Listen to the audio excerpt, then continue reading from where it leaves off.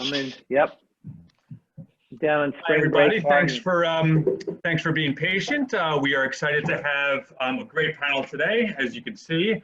I wanted to obviously thank everybody for listening in today. My name is Ari Zuckerman, Vice President at Centercourt Sports Academy. For all the new listeners, our goal for the Centercourt webinar series is to keep valuable information flowing to the international and local tennis community, and to keep all of you engaged with creative ideas through these tough times. Today's topics are going to include all things UTR as our guests, as you can see with our guests, and we are mainly going to focus as well on pertinent information regarding players looking to play high school and college tennis. Our very special guests today are Dave Fish, who is the Harvard men's tennis coach and the UTR head of development.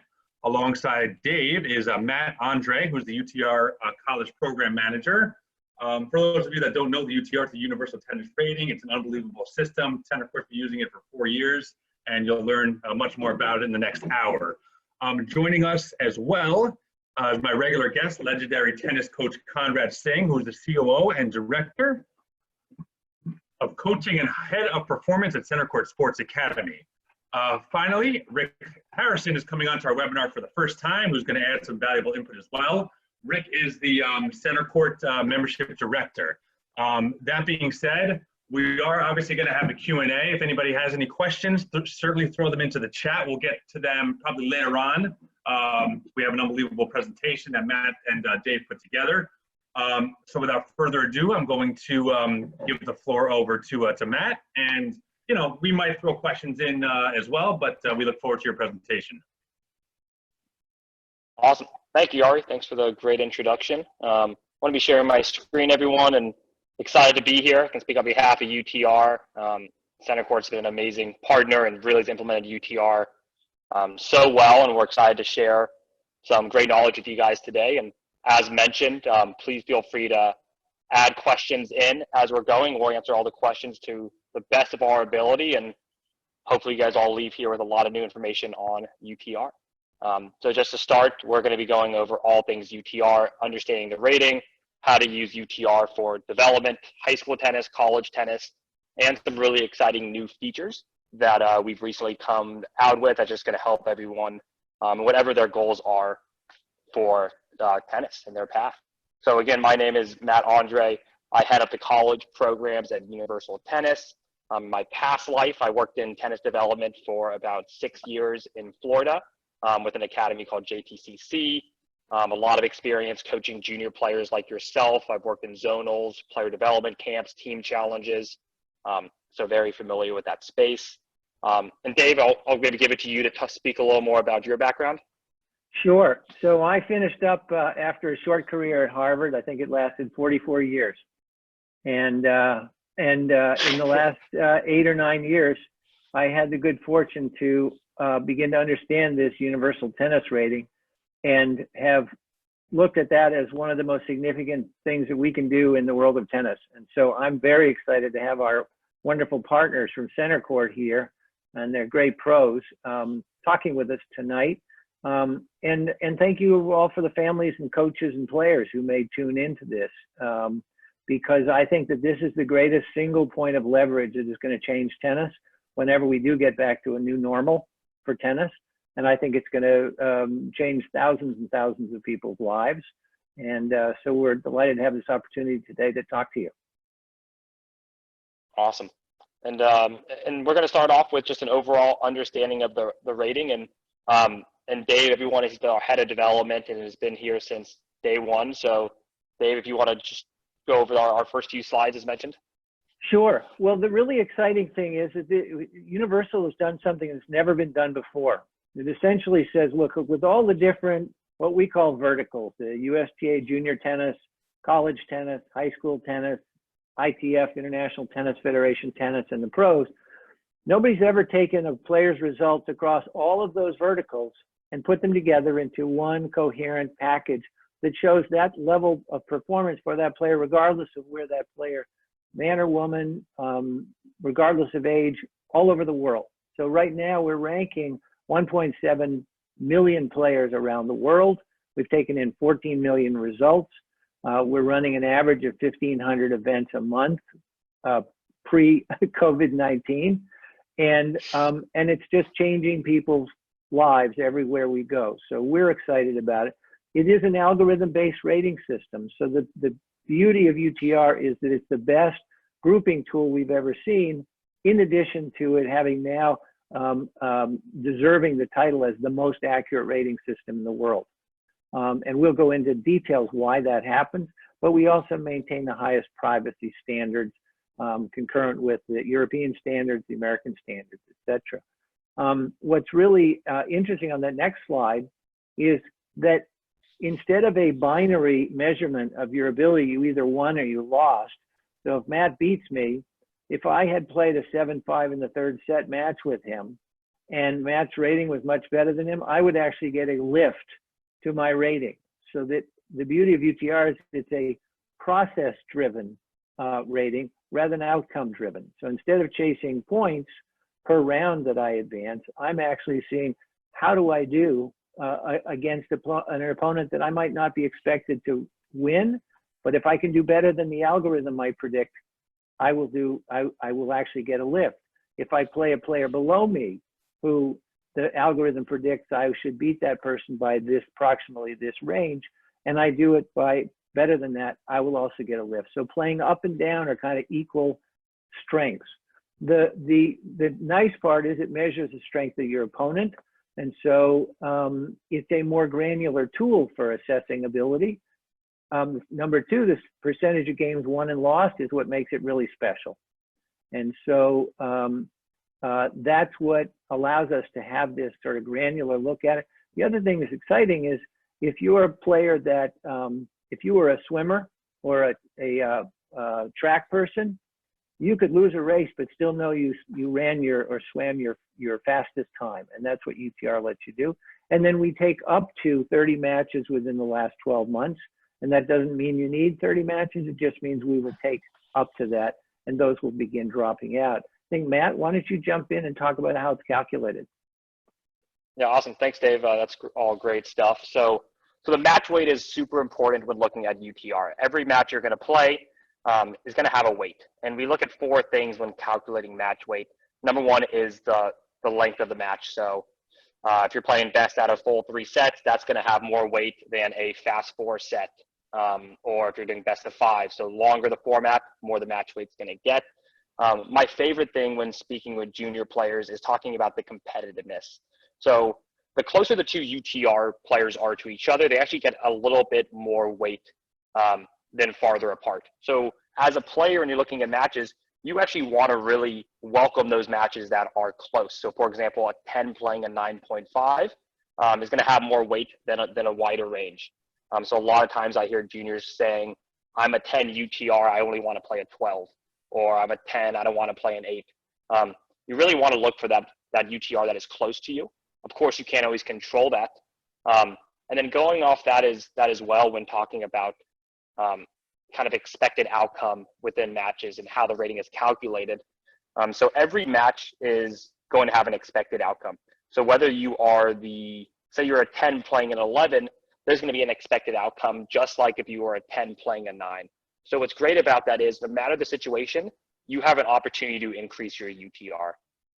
So if you're a 10 playing a 9, let's say there's an expected outcome of 6-3, 6-2 of you winning. If you beat that, you actually will most likely be going up with your rating. So as a junior player, you should be playing all matches, welcoming all matches, and especially those really competitive ones are a great opportunity to improve your rating. Then the next step is reliability. So this will be talking about you're going to have more weight on a match if your opponent's more reliable, meaning they have a fully verified UTR, they've played a lot of players, and they might have played a lot of international players or local players, but having more reliability is going to help the match weight. And then time degradation, meaning we're trying to give accurate ratings of your current form. So matches that are in the last few months, UTR is actually going to weight more. So that match that might have happened 10 months ago, don't worry about it too much. Our rating is calculated every night. So just some things to take into consideration there. Yeah. Hey, Matt, could I chime in with one more point about that? Yep. Absolutely. Is it one of the interesting things is that when players have been brought up in a system where you're chasing points, I don't mean in a bad way, I just mean you're pursuing points and you're awarded points based on whatever round you reached, regardless of the level of the player that you beat. The difference with UTR is it's not supposed to be something that is always incremental. It's very hard to move up levels. And that's why you see our UTR curve that is shaped this way, because the higher you get, the harder it is to climb. It's like an icy slope. So you see Federer, Nadal, and Serena, they don't get there. There are very few people that ever get there. So when you're used to cruising through the lower levels of UTR, and then you hit a time when it's harder to advance, don't get discouraged. Your rating should change very, very little over time. What you're looking at is, am I working on the right things to improve? Am I getting better at that? And if I get better at that, I'm going past a lot of players, not just one player that might live across the town that is my rival. And so it's really important how you think and get your head around this, that this is a tool. It's not something to worry about hundredths of a point or often tenths of a point changes. It's like your stocks. They go up and down every day against 1,000,000.7 players every day. It's a dynamic calculation. So think about your improvement over the long haul and think about the process by which you're trying to get better, and don't get sucked into looking at tiny changes in your UTR every day. You'll drive yourself crazy, and your parents too. Awesome. Right with you. Perfect, Dave. Great. So our next slide, we're going to talk about some common UTR myths. So just some things that we've heard junior players and parents and of all backgrounds thinking with UTR. We just want to go over these. Number one is playing lower rated players will hurt my UTR, or I can only play higher rated players to improve my UTR. This is a myth, as I mentioned a few minutes ago. Every match is going to have an expected outcome. So if you're that higher player and you're playing someone that's lower, you have an equal chance of improving your UTR as if you're playing a player that is better than you. So never want to see someone saying, oh, they're lower than me, I have no chance of improving. That is a myth. All matches are going to give you that opportunity to improve if they're in that 2 UTR threshold. Next myth is reaching the 7-game competitive threshold means your UTR will go up. This is a myth. This is actually one that I thought was true maybe 3-4 years ago. There is no 7-game competitive threshold. Again, every match has an expected outcome. It takes into consideration the reliability of your opponent, the match length, all those weights that I touched about. So no 7-game threshold. Whoever started that myth did a pretty good job because I've heard it several times, but not true. And then the last myth is withdrawing or defaulting from matches will help protect my UTR. Nope, that is another myth. We actually flag matches when you are withdrawn or defaulted. And this is something that college coaches do look at. They look at, and I know your coaches, they'll look if you withdraw from a match. If you start a match and withdraw, those games are still going to go into the rating because, again, we're looking at not the wins or losses, but the number of games there. So, and I know, Dave, you're going to be touching on this a little bit down the road today. Yeah, and also to your point, Matt, the reason these are myths is UTR is not designed to be gameable. The important thing is that every coach worth his or her salt understands that a player, to be a complete player, has to learn to manage the pressure of playing down the same way that Rafa or Federer, every time they walk out on the court, they have a target on their back. But they also have to manage a different kind of emotional pressure when they're playing up, when they're saying, gee, I don't have a chance here. Why should I even bother? Why should I try for more games? And so good coaches and parents who know what they're doing should always be saying, no, you've got to balance both to get a healthy diet. It's like eating vegetables and it's like eating fresh fruit and all the things. It's really organic food that you need to be your best competitor. And so don't get sucked into these little games thinking that you can ever avoid a challenge and actually grow, because nobody has ever grown by avoiding a challenge. Dave and Matt, could I ask a quick question? Please. Yeah, absolutely. Obviously, being in charge of the performance program, we have well over 200 players in that program. Everyone's super motivated and obviously, working hard daily. It's very easy for them to let's say, forget about the importance of day-to-day development and start focusing on purely this UTR number, which becomes a paralytic concept for some of those mentally immature players. They don't necessarily understand what we're talking about here, that it's a number that's going to go up and down, et cetera, et cetera. The other factor that's a little bit of it has shown to be a little bit of an issue. There are some parents, not all, you know, and we know how important parents are in the journey of developing players. Some parents who maybe as a job, maybe that is what they do. They manage stocks, or there are ways to make decisions to make things become successful. What message do you give to them that these are kids that need development first? The number is going to take hold second, and there is no shortcut. There is no way around it. There is no managing this so that you are only successful. Guys? Yeah. Matt, do you mind if I take a cut at that? Yeah, and I'll jump in after you. I have some thoughts too, Yeah, but go ahead, please. Dave. So I think it's always very easy to separate the perceived goal. If I'm in school and I'm merely trying to get an A, instead of trying to concentrate on what I'm actually learning, teachers are going to understand I'm missing the point. Now, as Conrad, as you said, it's an immature point of view. It's when you take a person in grade school and they get so excited about getting a gold star that they can go home and show their parents. It's really about the learning. So those are simply means that we use to teach a person to strive for better. If a person doesn't grow out of that habit, it becomes a truly paralytic mindset that we want to avoid. So same way we wouldn't just try for an A, we would try to become a good learner. That's what you're asking the kids to concentrate on. And I think the great coaches find a way to get the player to understand this is a distraction. And just like Federer and Nadal are playing for, what are they playing for? $3.7 million in the finals of the Open. They didn't learn to handle those distractions, to put them in the back of their mind, unless they did those things at 13 and 14. So Matt, yours. Yeah, no, awesome. Thanks for the question, Conrad, and I love talking about this with juniors, especially coming from a junior background and development. I think the biggest thing is, number one, there's no gaming the UTR system. Don't think short-term goals right now. I mean, you're going to really want to focus on your long-term. You can try to win those games. Maybe if you go back to pushing and things like that, maybe you see that help out for a week or so, but it's not going to help you in the long term. With your long-term goals, let's say you're a 6 UTR and you want to go play at a big college school that's an average of like 12 UTRs. You need to look at those players and see what they're doing. If I'm a 12 UTR, you're able to use a slice. You're able to serve and volley. You can take time away, come into the net. So if you really want to get to that, you need to look at those skills that they have, and then you need to develop those. And there's no better time to develop it when you are 10, 11, 12.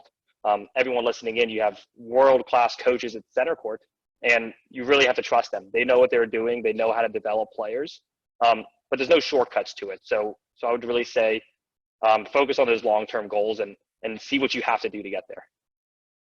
Great. Can I throw in one more question before we get to the next slide? It has to do with, I'm kind of stealing Kirsten Benetti's question. She's a regular at our club and has two boys who are incredible tennis players, both pretty young. So I guess my question would be, we know that age really is not a factor in UTR. You can have a 10-year-old play a 16-year-old, both the same rated players. They realistically should have the same score. I guess so. One would be, would age ever take shape in any sort of UTR rating? And my other question is, or why is it not involved? I guess that's kind of my two-part question. I mean, I arrange matches all the time, and recently we actually added age as a question because I like to have kids play each other around the same, rating first, age second. Sometimes, a 10-year-old might play a 15-year-old. There are issues with power, obviously, and strength, even if they're the same rating. So that's always a concern with a lot of our parents. So just maybe if Dave and Matt could address that real quick before the next slide. I think that's a huge one on a lot of our kids' minds. Yeah, Matt, you want to go first? Yeah, I mean, I think number one is we do not factor age, and we don't look at the gender, we don't look at the age, we don't look at your socioeconomic background. It is a universal rating, and that's really what we stand by. And I think with following up on that question, you have to understand UTR is simply a tool. It is not a be all. This is who you are. It does not define who you are. This should be a tool to help you develop, help you find your pathway to Division I tennis, club tennis, high school tennis, whatever it is, it's a tool. And I don't think anything's perfect in the world, and we are a great tool, and age is just not something we look at. It is something down the road. We are looking at a colored ball rating that will be coming out in the future. But just to the simple answer to that question, we do not currently look at age. Dave, do you want to add anything in there? Yeah, I would. I said, Matt, you hit on the key point that UTR is just a tool. So when you have great pros like these guys, pros know that you want to keep kids in age-appropriate grouping. I'll give you two examples.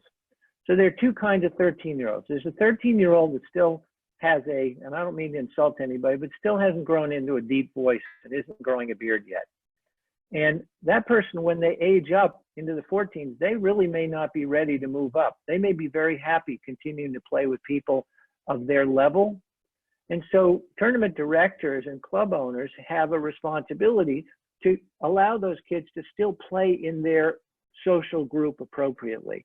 On the other hand, I watched Pete Sampras when he was 13 play at Kalamazoo in the national championships, in the 16 and under championships. And he deserved, based on his level, he deserved to be at that level.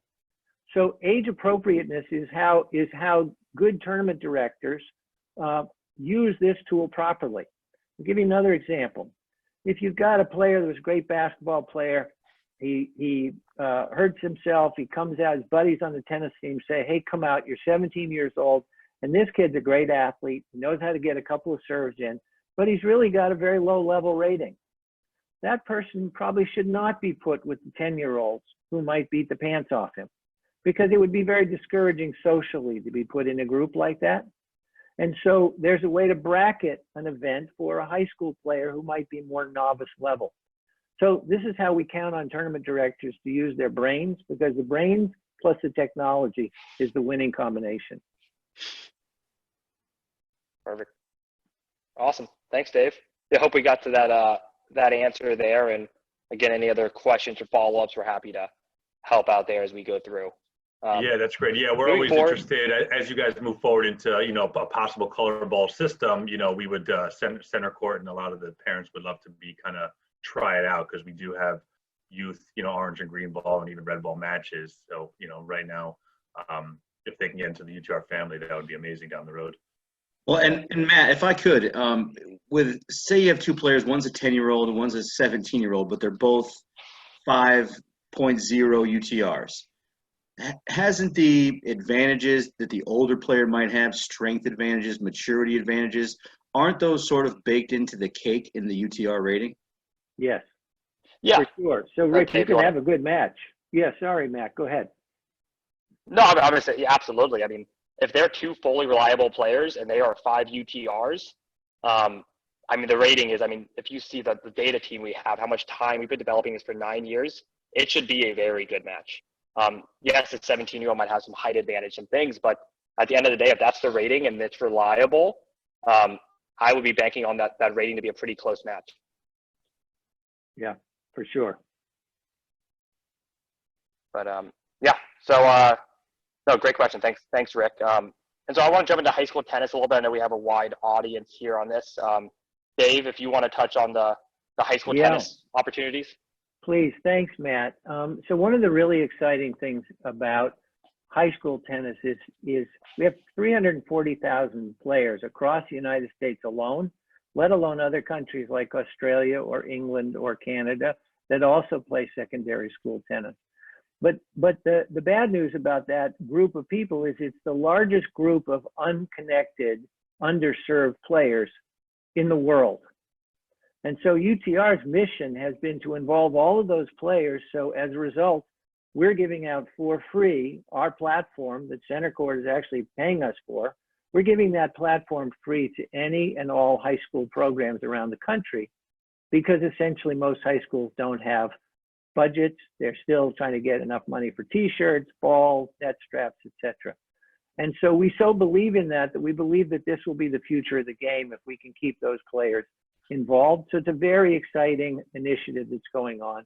And if anybody knows high school coaches that don't know about this, please have them check in the website. We'll get them started with their team. They can put their roster on. And then UTR can tell them about what we call level-based play the rest of the year, before and after the season. So to go through a couple of these bullet points, we connect these 350 players to the rest of the tennis community. So they're not just living on an island isolated by themselves.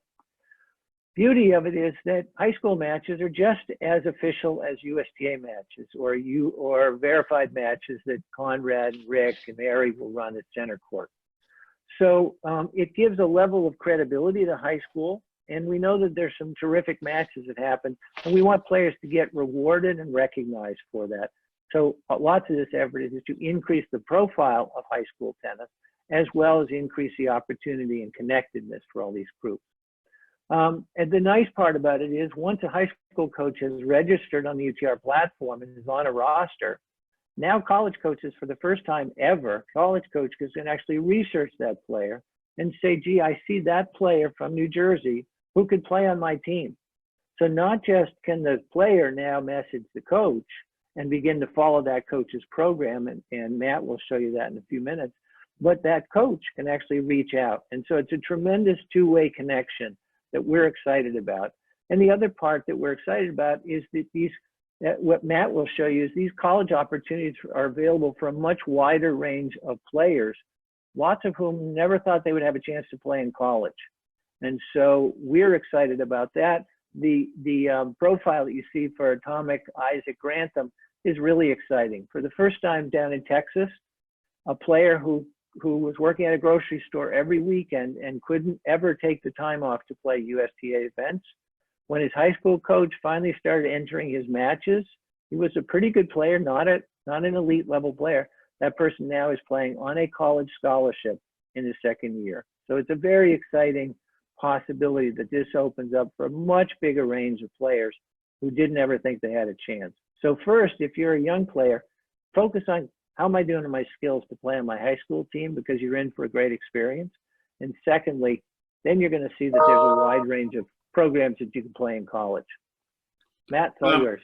So Dave and Matt, if I can pipe in again, you know, I'm fortunate to be on the front line talking to many parents, and obviously one of the concerns with some of the parents and the players, if their schools are not involved in making the matches official and UTR based, is they you know, players lose a bit of motivation, especially if they're training relatively consistently, let's say 2-3 times a week, plus a tournament, and then they go to a school season and they feel like they're playing this season and not getting anything for it.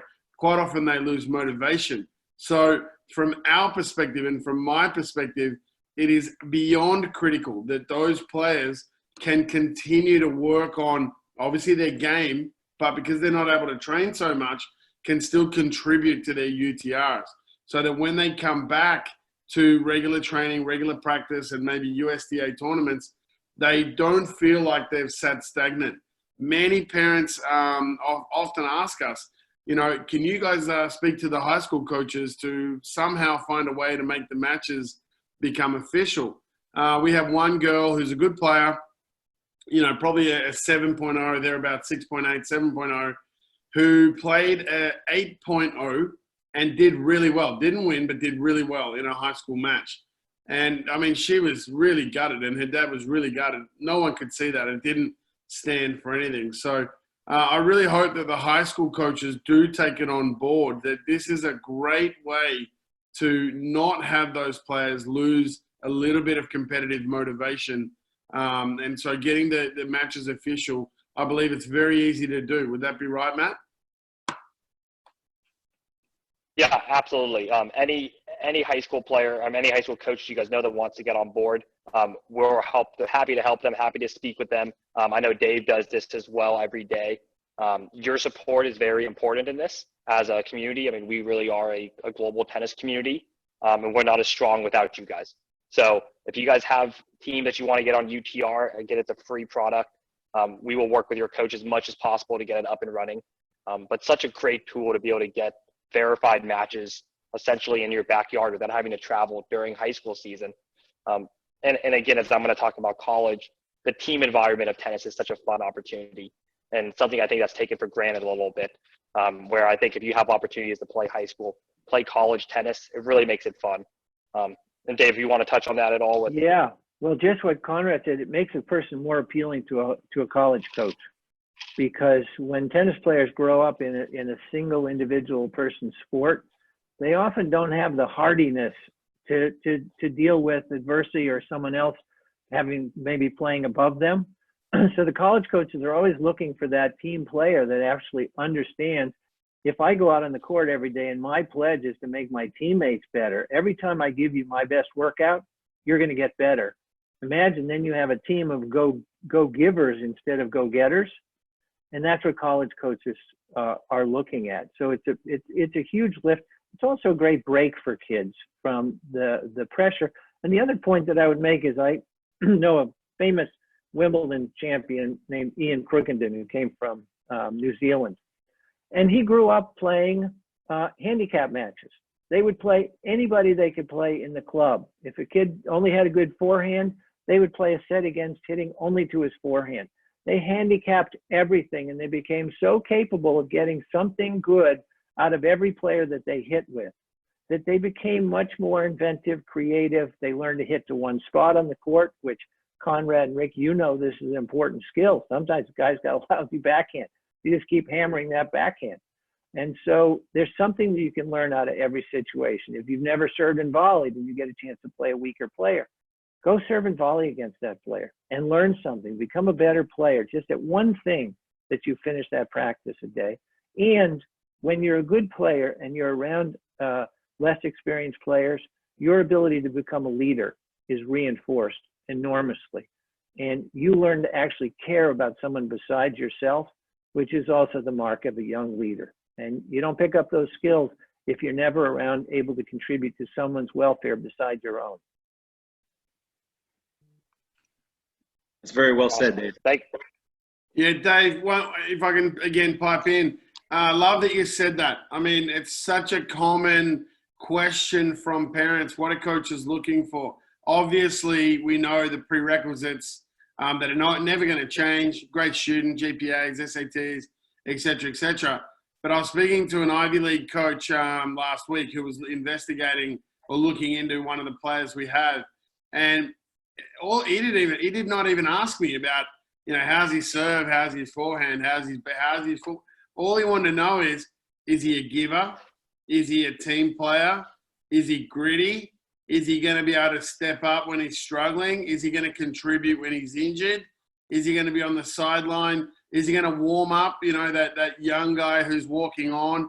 Is he going to be a mentor? They were the questions I was getting. I mean, I try to stress that to parents a lot. Yes, do everything you can from the academic side and from preparation. I mean, the academics are essential, but it's not, I don't think I've ever had a coach really ask me, you know, what is their technique like? I don't really think, because at this level, everyone can play. So I really hope parents and those kids also listening in understand the power of that message that Dave just gave, that being a go-giver is just so important. And how often are we running a program, a high-performance squad, where, you know, we've got a level difference and we might say, all right, you're handicapped on only sliced backhands.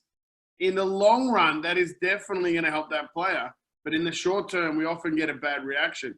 So kids, please take that message home.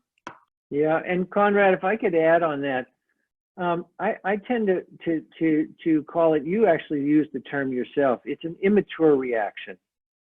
And we can't fault kids for being immature because that's the nature of being a kid.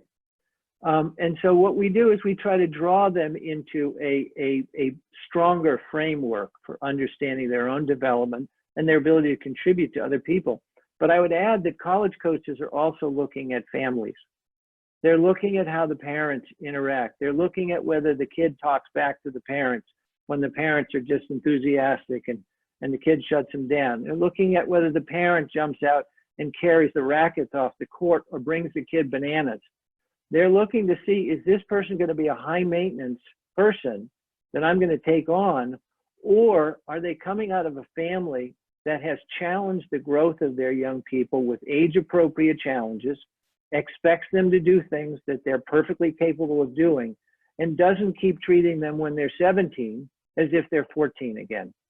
Because I knew that if I was going to have a player that would contribute for 4 years, I had to have the family behind that. I had to have the family knowing that when the kid first hit his tough time and he thought I was an idiot, that he's going to call home and say, this coach is an idiot and I can't do it.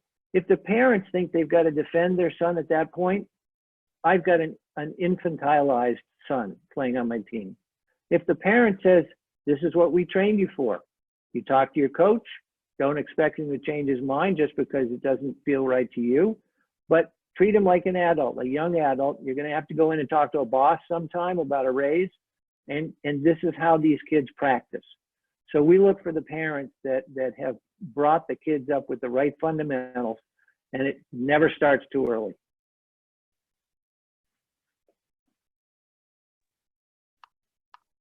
All yours, Matt. Awesome stuff.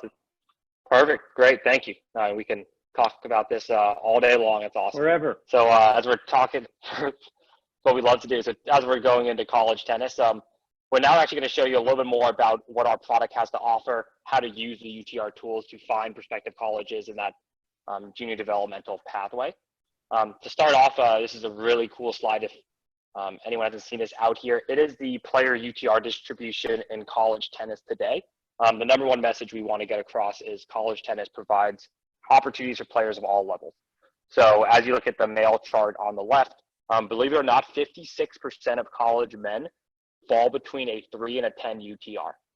For the female side, 60% of college women fall between a 2 and a 7 UTR. Might be a little shocking at first, but you have to understand there's over 2,000 colleges out there, and there are D1, D2, D3, NAIA, JUCO, tons of opportunities. And no matter your level, no matter your journey, whether you're a top national player, whether you're a high school player, you can have these college aspirations and you can get there.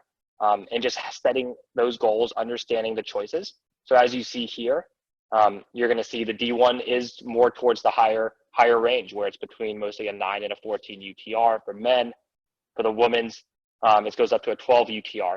But just so many opportunities out there for you guys as junior players as you're doing your search.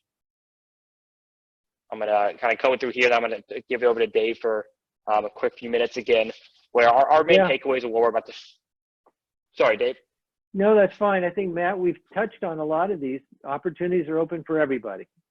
And if you can't play on your college varsity because you've gone to a very strong team, there's also 36,000 players playing in tennis on campus club programs. So that's another opportunity. If you really want to concentrate on biochemistry or physics, and you don't want to have a full-time job the way a D1 job is, tennis career is, then you can find a place.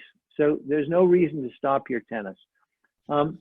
Clearly, there's not one path. There's some kids that go play ITF junior tournaments, travel all over the world. Now we've seen that there's a high school player who can get on a college scholarship, only playing high school. So that's an encouraging part for more people. And third, I said this is a process that players follow. UTR is a pathway. It's a marathon. It's not supposed to be a quick fix. There's no way around the hard challenges. You're going to cry sometimes. You're going to be in despair, and sometimes you're going to be on the top of the world. That's the nature of the game. That's the nature of improvement. And then do be careful. If you look at the different levels of eligibility, understand that if you start high school at a certain age, you're expected to finish within 4 years, or else a clock starts ticking and you have to be in college or else lose years of eligibility. So if you're looking at an NAIA or a junior community college or a D1 or D3, they all have different rules, and it's important to avail yourself of that knowledge before you ever need it. Hey, Matt, I believe you're going to show some of these slides down the road, but for a lot of our listeners are probably in the New Jersey East Coast area. UTR has a tool where they can kind of search for most local colleges and see the ratings of their current players. Is that correct, or am I making that up? Correct. Yep. And I'm going to jump into that article called UTR College Fit. Great. And it's going to go into everything there. So that's 2 slides away, but we're excited. All right, that was to my show tease for that. Cool. Awesome. Love it. And then this is actually something Dave has put together on how college coaches UTR. So we'll touch on this quickly with Dave, and then from there, I'm going to show you guys all the tools on UTR. Yeah, so very quickly, just think of UTR as what's your GPA, really quickly. And then you want to see how's the kid doing in chemistry, how's he doing in English, and it may not be so important how he's doing in his computer programming class if he's concentrating in the humanities. So that's a first estimate that college coaches may look at, and you may hear this language, what's your UTR?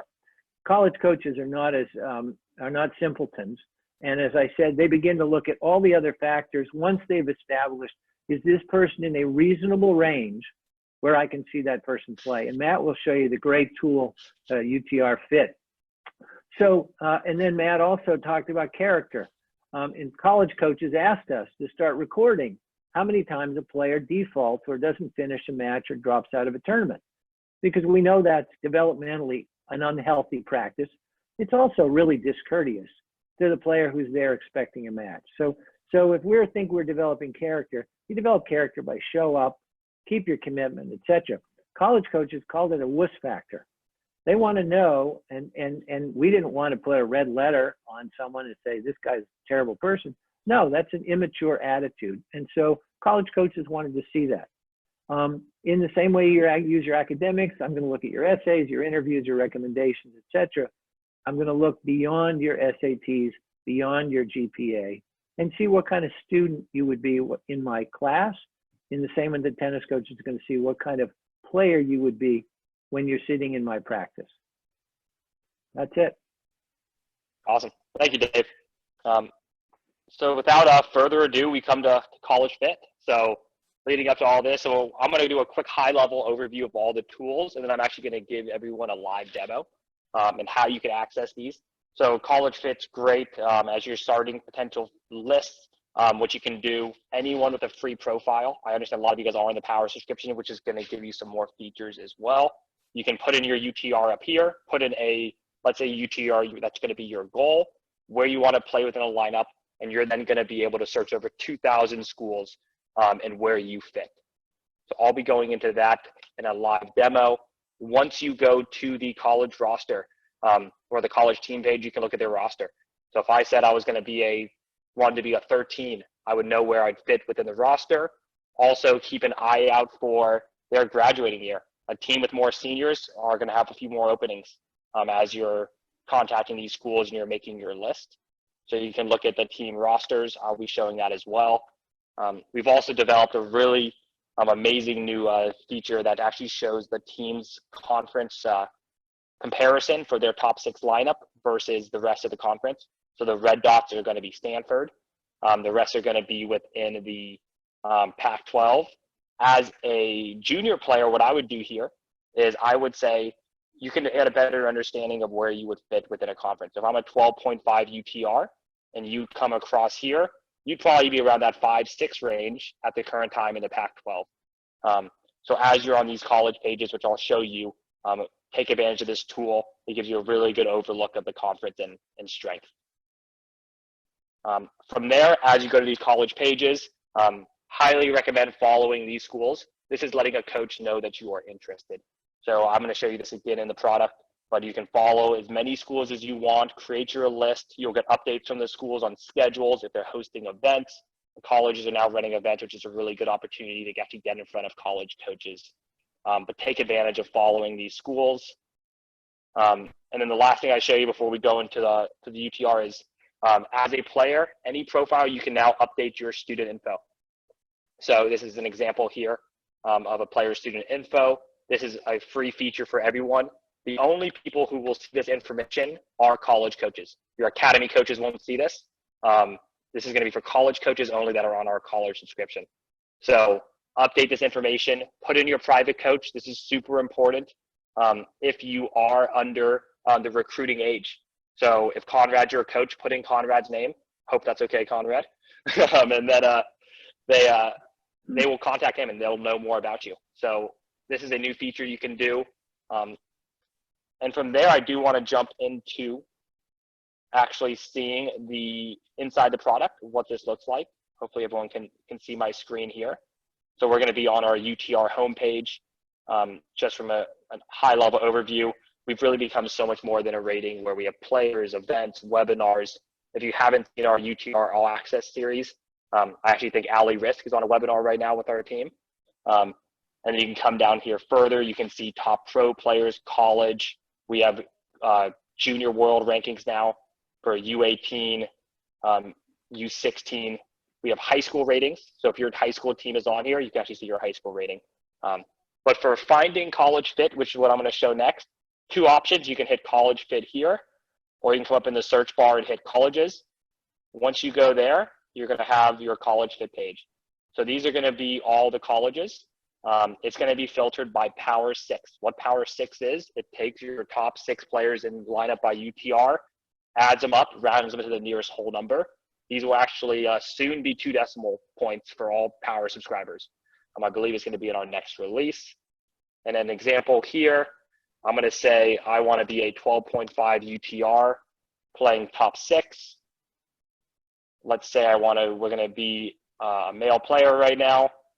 Here's going to be the schools where I can fit right now with that UTR. As you go down, you can search more and more. In addition to this, say we want to go look at Arizona State, just for an example. Sorry if it loads and then I'm going to be taking this back to college fit as well to do a few more examples. So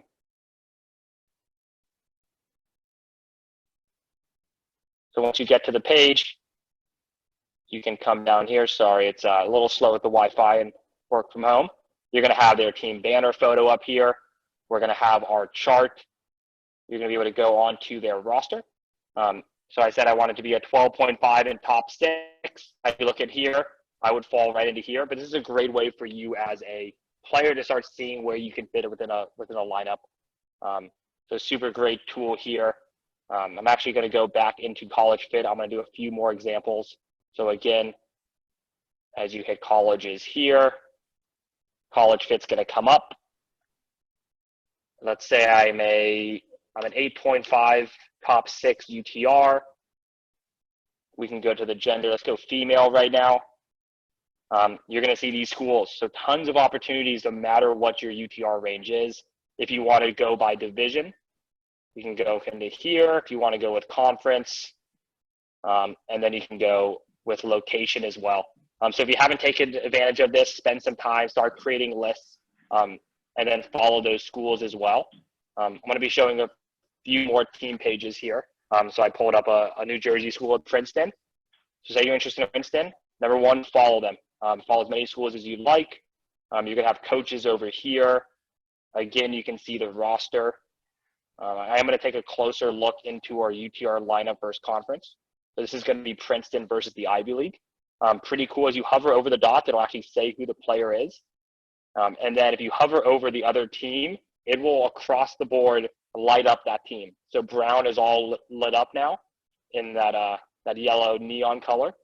And again, as a player, this is great to understand where you would fit within a conference. You can also view their schedule here if they are hosting any events. And this is going to be their member roster. So if you are following their school on UTR, you're going to be coming up in your member roster. And I speak with college coaches every single day.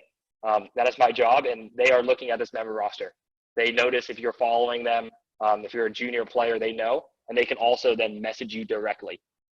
So do expect to get some messages where it will go to your email and your UTR profile. Just flipping through a few more college pages. Here's a University of Wisconsin women's team, a team I worked with earlier today.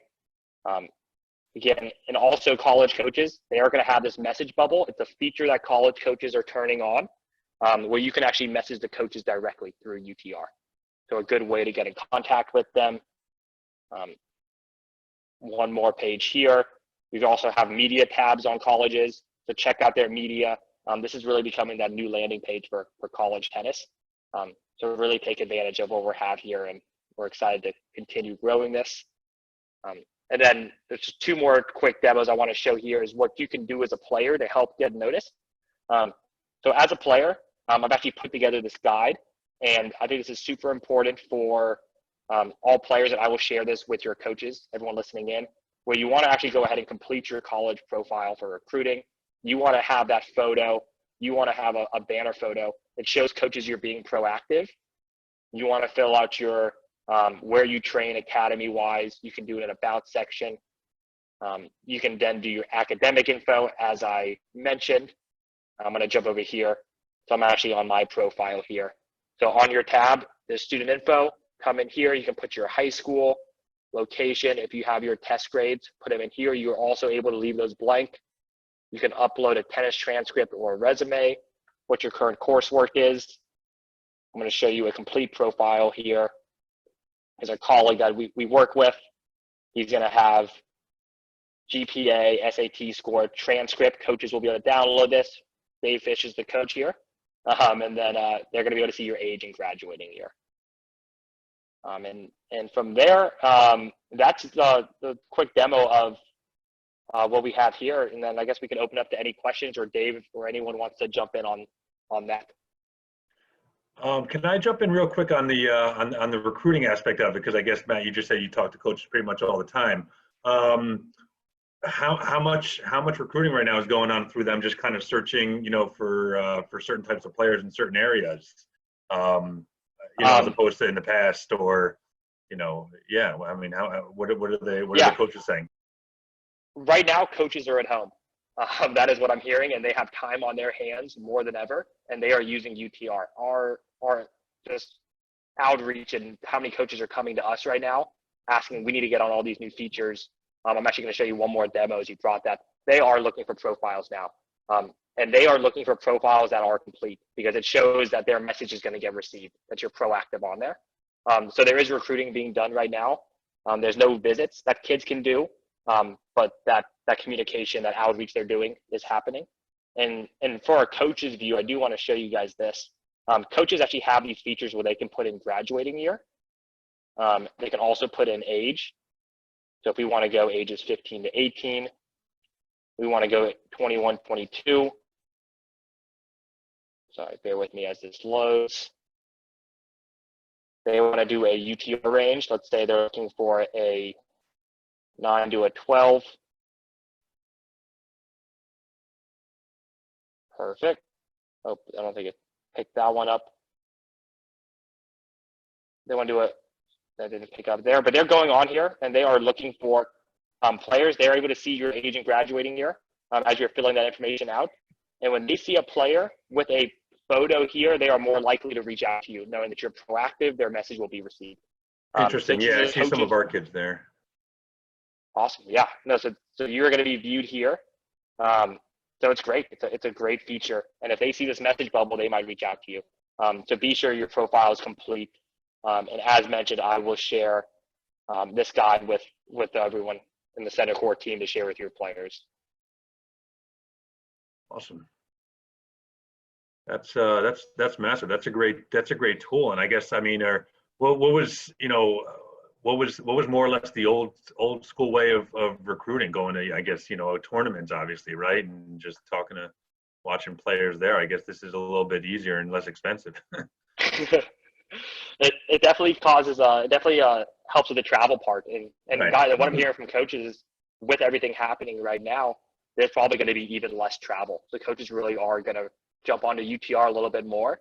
But then again, remember, UTR is a tool.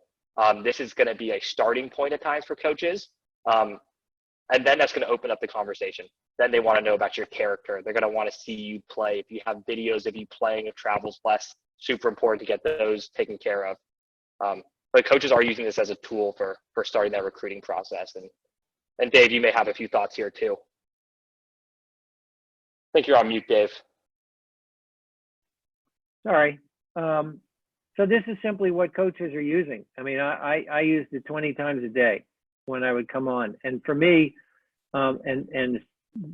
unfortunately, college coaches, because there are fewer Americans that can play at the high level the college is, a lot of times college coaches are hearing more from the international players than they are from the American players, which is why we're working so hard to have the high school players included. And so for a college coach who's looking to make his or her best team, the ability to decide a kid's results who comes from Moscow or Melbourne or Miami or Minneapolis, I can now compare apples to apples. So it's a tremendous tool, but it also means the American kids need to really put their best foot forward in the same way that I need to put my best foot forward as a college coach.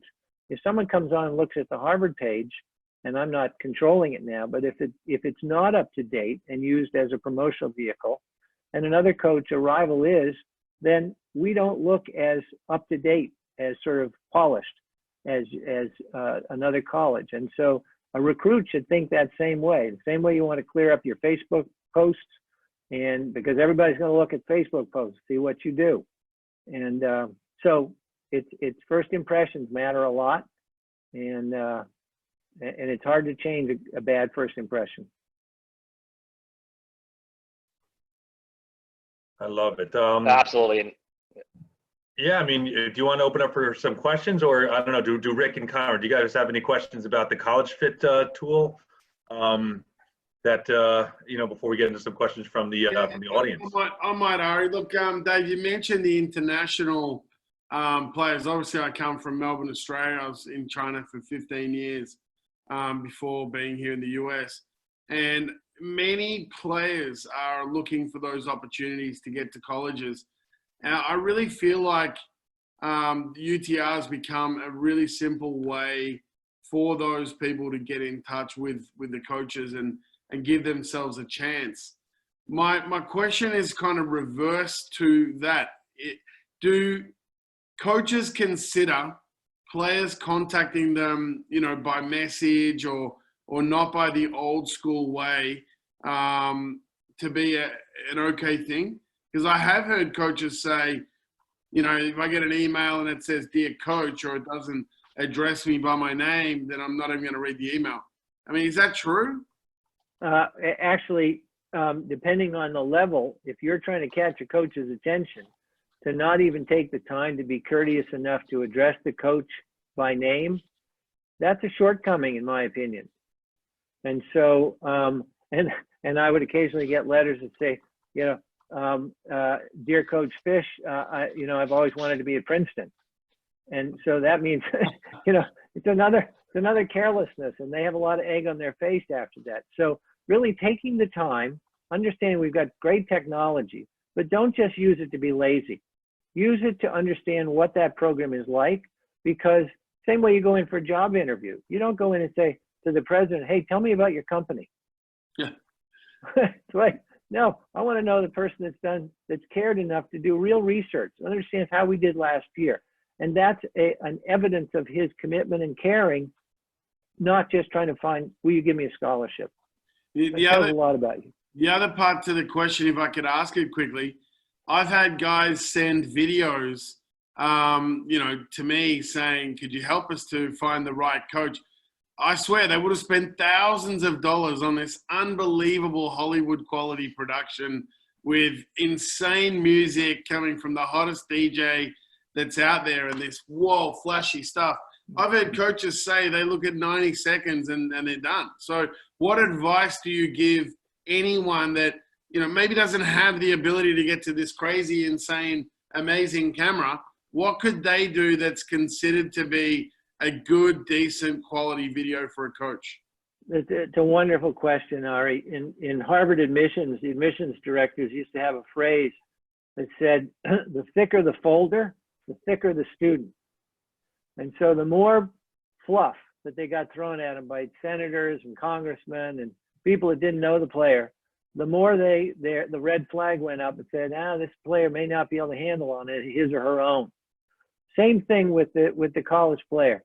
You can put in all that money and it's just hiding something, because a college coach looks at it for a minute, says, "Is this player in my range? Does that look like a player who's playing on my team now?" And then if so, I absolutely dive in deeper. So you want to have some real points.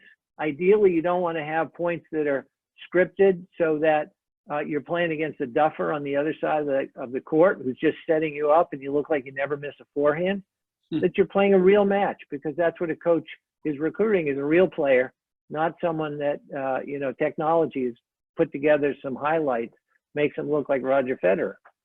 So be realistic, don't use the fluff, but also be realistic about what level you're trying to achieve, and don't blow smoke at a coach, and don't tell him that I was ranked, number 5 in my county when I was 12 years old. Right. Coaches are really, give me the bullet points, tell me what you've done right now. We have a famous joke in college coaches that says, have you ever received a letter in which an applicant said, gee, coach, my ranking overestimates my ability? It's never happened. Never. Don't make excuses for your first communication to a coach. Say, here's where I am. I'm going to keep trying like heck to improve, and I hope I can contribute to your team. And let the coach figure that out. Great points. Great Yes. points, Dave. Excuse me. To touch on that, Dave, I mean, as I talk to college coaches every day, they say all these emails are coming in. I'm a UTR this, but I really play like this. And again, I mean, that's 60% of the emails they're getting. They know that.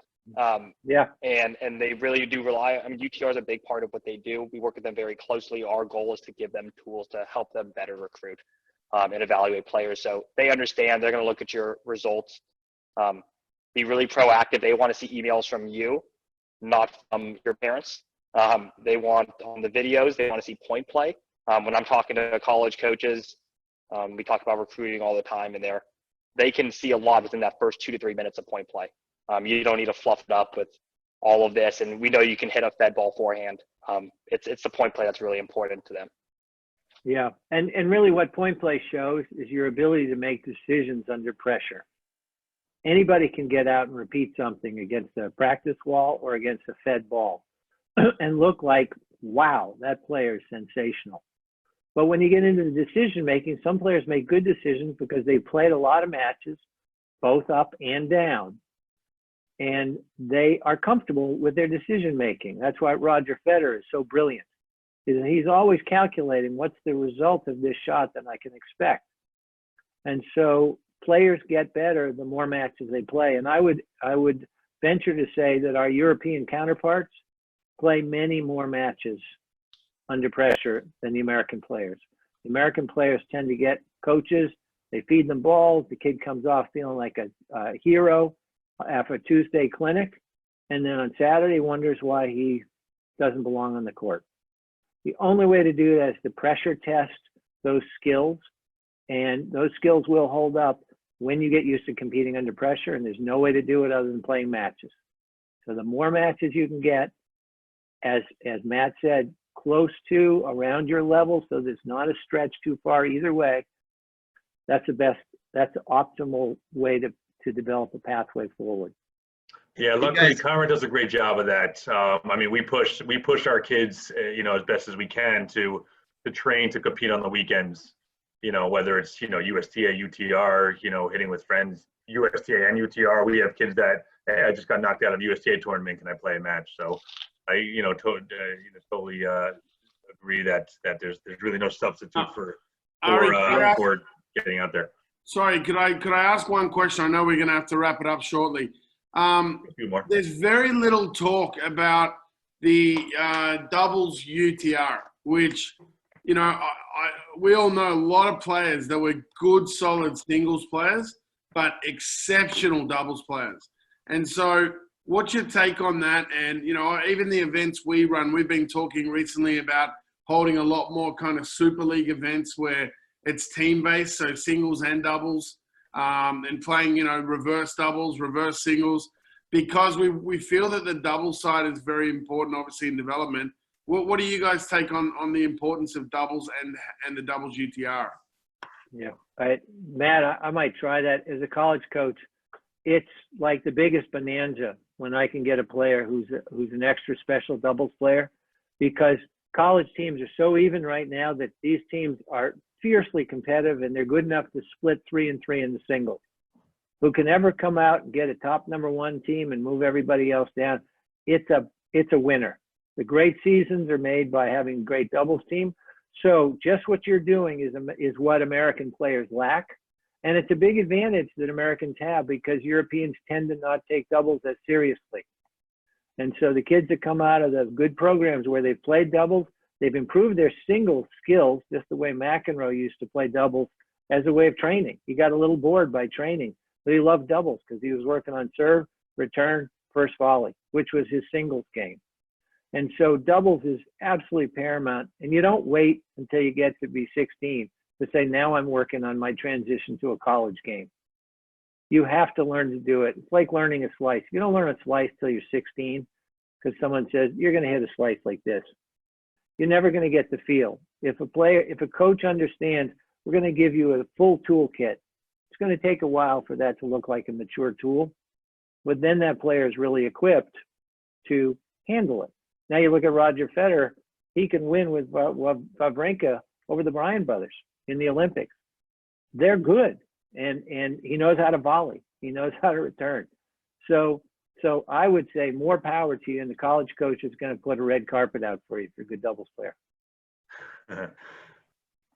Hey guys, so we seem to still be getting a question about New Jersey high school results. Matt, can you tell us, do all New Jersey high school matches, I know we touched on this before, do those get input automatically? Is there something stopping them from all being put into UTR?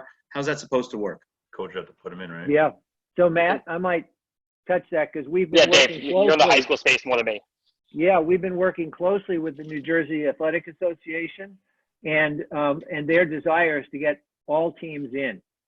So the COVID virus stopped the momentum on that, so we haven't done it. But our hope and call to action would be for every high school coach, whether even if your season was abbreviated, which they have been, is to claim your school. All the schools are pre-populated on the UTR tool.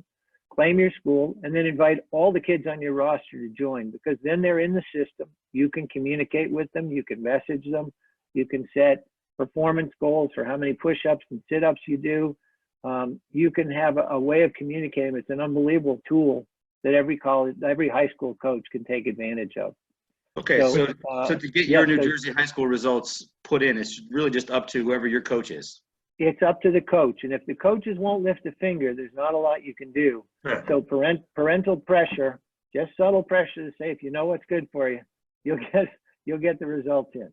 And right. So you have to input them, yeah. That's how things are done in New Jersey, isn't it? Yeah, well, and in our area, I don't think it's a problem because the coaches are very competitive. We're not going to have one coach who just doesn't do it. Great. Another question we're getting is, how would you differentiate between a player, a junior player, I assume, who is a 9, but grew up playing in Moscow, as compared to a 9-rated junior who grew up in California? Yeah, man. Yeah, I would say, the number one thing, as I mentioned, is they're going to look at the reliability of that player. If that Moscow player is a fully reliable player with enough results, they would probably look at him pretty similar. I do think they would favor the California player a little bit more in that sense, just on a personal guess, because we are more prominent in the U.S. As we do grow more globally, internationally, these international players are going to become a little bit reliable. So for right now, I'd say maybe the California player would be a little stronger looked at. But again, it's going to depend how reliable that rating is. So if that rating on their profile is fully green and they have enough matches. Right. Yeah, I can understand the American getting a better look from college coaches, but theoretically, whether it's Moscow or California, a 9 is a 9 is a 9, right? That's Correct. right. Yep. And yet remember that no tool is perfect because you're taking players across different surfaces, different climates, indoor carpet, you're playing against outdoor clay. And so no system is going to calibrate anything perfectly. This is the closest estimate that has ever happened in the world of tennis. And it's right now tracking as the most accurate rating system in the world, even against ATP, WTA. It's more accurate because it's so granular in taking games won versus games lost. And so so college coaches know enough to look at a 0.5 difference in Moscow and Miami and understand, hey, they may be very much the same players. In the same way we tell players, don't get bent out of shape over a difference of a tenth or 100th. It is never that fine a tool to do it. It's a wonderful tool for grouping and estimating levels. And it's been unbelievable for seeding, which a lot of sections now have voted to use UTR solely for seeding their sectional championships because it's just better than the results that they get, the accuracy that they're getting out of points per round ranking systems.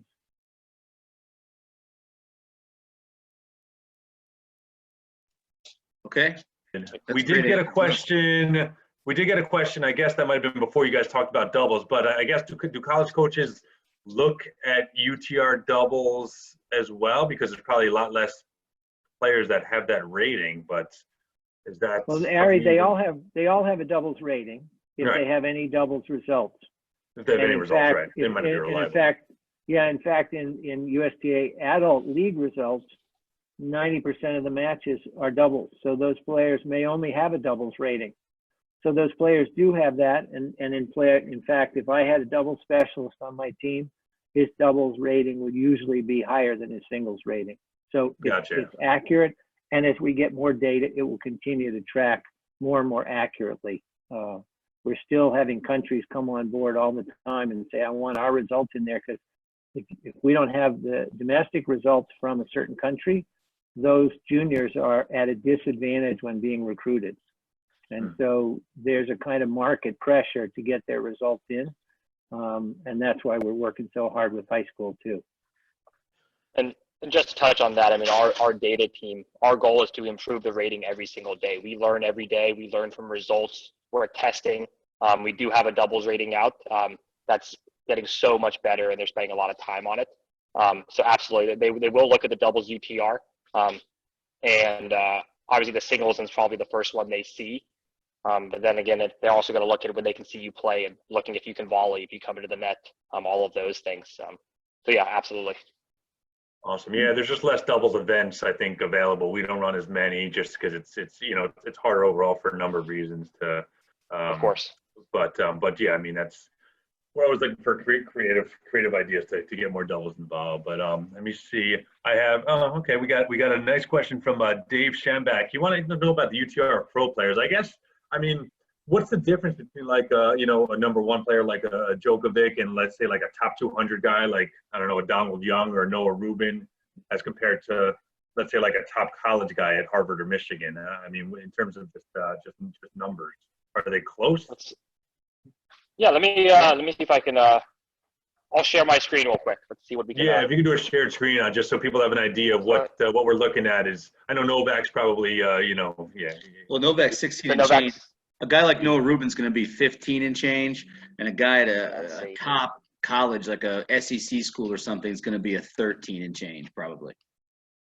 Yeah, and you can see the range. I mean these two guys are just next level, of course, as we all know. But as you go down to those mid 15s, you're going to see like the Opelkas, the up and coming Americans. You're going to see queries down here. We do really cool. Tennis Channel is one of our big partners, and as they are airing live matches, they'll actually put the UTR next to the current ranking.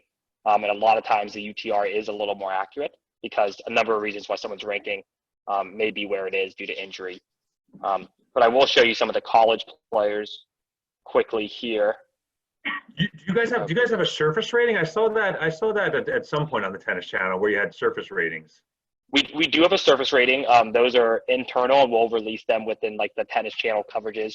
I see. Gotcha. The French Open. It won't be here, but you will see trending UTR here. So I can show you the top college players. You can actually look at the top 50 right here. So the top college player, this gentleman Jensen Brooksby, was a little bit injured this year at Baylor, but he's a 14.89. Won a round of the U.S. Open this year. You're going to see, I watched these guys play this year live. USC, I mean, a mid 14 is a very, very strong level. So you're going to come down here. This is the males. If you want to look at the females for top college players, 12 is about the highs you're going to get here. Some really good mid 11s. Interesting. Let's go look at the pro women we can look at quickly here. And again, anyone who's listening on here, this is available for you to search, have fun with it, go on the player search tool. Anyone can do this. So for the pro women, we got a 13.44 with Andrescu. Osaka's up here. And you're going to drop down Ali Risk, who's on one of our webinars right now. She's at 13.19. Yeah, it's great. Definitely take a look at these. But top college men, mid-14s, top pro men, low 16s, and ranging. And there's going to be overlap between those top college players and pros for sure.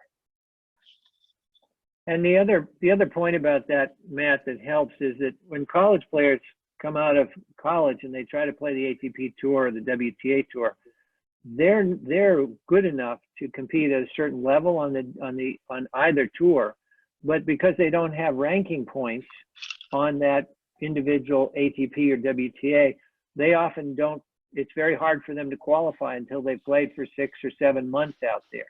With UTR, we can actually show them this is where you belong. And sure enough, when Stevie Johnson came out of college, took him about 3 to 4 months to get up to where UTR had already said he's already at that level.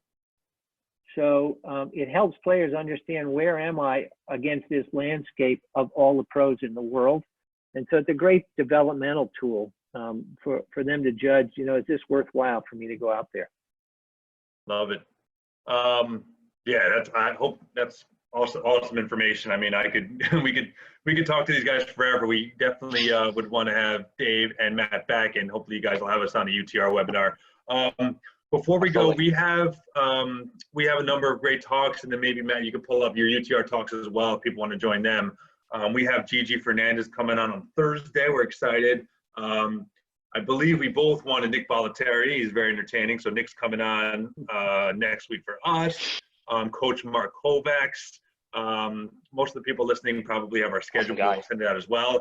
And Matt, if you want to, I don't know if you have it accessible, if you want to pull up your guys' list of upcoming guests. Yeah, let me see if it's loading here. Give me 1 second. Sure. And we have, let me share my screen. I don't know if it's loading on the other one, but yeah, we have Steve Johnson coming up, Jim Lair, Corey Goff. Corey Goff's coach here. 1 second. We have Yvonne Lendl coming up, Nick Bollettieri, Ali Risk went today. I think we have the full schedule here. And if you go to our My UTR, and I can actually put this in our chat here, you're going to see the full lineup of all the webinars here. Sam Queries already went. Anyone that already went, you can watch live. And we're going to be releasing a whole new list of webinars as well. And then some more for organizers, for everyone, understanding the algorithm. If you haven't seen this one and you're interested in the algorithm, highly recommend watching this. This is our data team reviewing the algorithm way more in depth than what we did today. So definitely jump into that one. And I will put this actually in the chat right now, this link. If anyone wants to, let's see, all panelists and attendees. Everyone should be able to get that if you want to look at all of our education series. And hopefully we'll do another few together down the road with the awesome Centercourt team.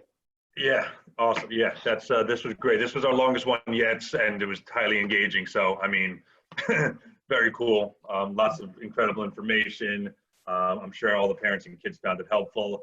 Guys, if you everybody listening, if you have any ideas or any questions for these guys, just send them over to me, and I can send them over to Dave and Matt. Just email.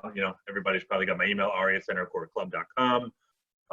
Cool. I'm gonna leave it to you guys to finish up, but I just wanted to thank Matt and Dave, of course, for taking time out, and Conrad and Rick, my old pals. Hopefully, we'll see you at the club soon. And that's it. I've said my piece. Again, stay safe, everybody, and thanks again for coming on, everyone. Great job, Ari. Thank you, everybody. Thanks for including us. Thanks, Matt. See you, Dave. Thank you Be so safe. much, guys. Awesome. Much Be in touch. appreciated. Yeah, absolutely. Thank you, guys. Everybody All right, be talk to safe. everyone soon. Bye-bye.